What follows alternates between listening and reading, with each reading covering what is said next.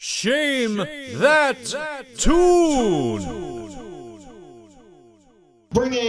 Give a warm Chicago in December welcome to our first contestant, Angela Vela.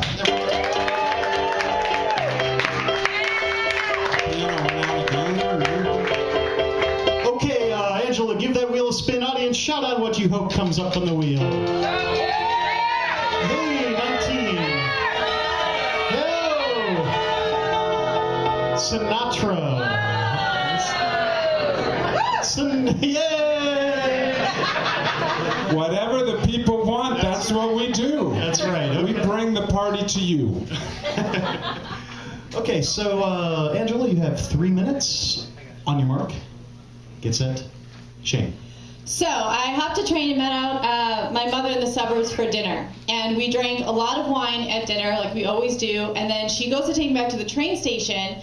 And we realized we had like 45 minutes. She says, let's get more wine at the Whole Foods. And we got so we drank a whole other bottle of wine at the train station. Waiting, as you do, right? So while we're at the train station, we're singing like a lot of crazy songs because we were alone, and the a cappella at the Northbrook train station is stellar, folks, by the way. And so this guy comes in to the train station. Very good looking guy, great smile, super cute. I was like, wow, he's really good looking. And then we continued singing. So we get on the train, and I'm pretty tanked at this point. But we get on the train, and it was pretty full. And he looks over at me, and there was a seat next to me. And I was like, I moved my backpack. We looked. He sat down. And we hit it off, you guys. We hit it off so good. We're laughing. We're talking. All of a sudden, it comes up to my train stop at Grayland. And I was like, wait a minute. What stop is yours? And he's like, I'm Healy. What are you? I'm like, I'm Grayland. What are you doing? You want to get a drink? You want to get a drink now? You want to get a drink? And he's like, yes. It was just like the movie Titanic. And then the train hit an iceberg, and then it went back. So it was really great. Thank you. So it was really awesome, and we're like, okay, awesome. We're gonna get off, and we're gonna go get a drink. And I already noticed during the conversation on the train station, like, you know that point when you realize that you're really, like, when you're having to force your slurred words out. And I was like, shit, I'm like really drunk, but I really want to hang out with this guy.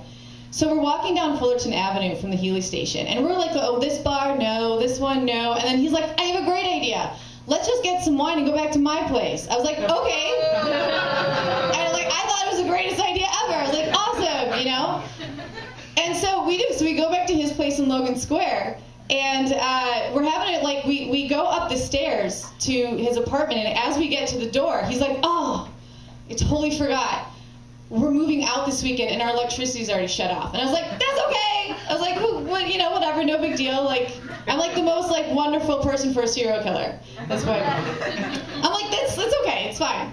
And so we go in his apartment, and we're still having a great time chatting it up. Everything's awesome. We're laughing. We're wine's going.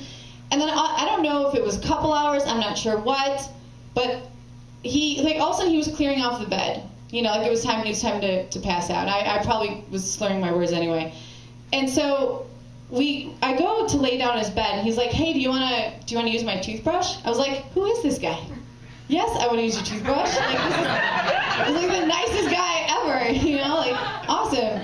And so I was like, so I used his toothbrush, and then I go to lay down on his bed. And as soon as I lay down on his bed, it hit me, the spins, real fast. I jumped up, I run to the bathroom, and he's in there with the door shut. And so what do? I just, like, what can you do? I just threw up in my hands. And then another heave was coming, so I just tossed it. Just, you just gotta get rid of it. Somewhere.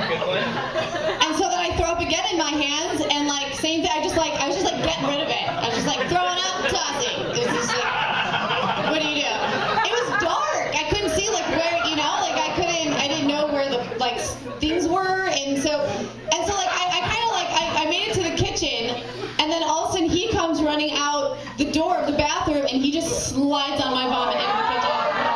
Just like total surfer slide, just right into the kitchen with the garbage bucket in his hand. He's like, are you okay? It was actually almost like a superhero. And I was like, I threw up oh, I threw up in your hallway. And he's like, yeah, I know, I just slipped in it.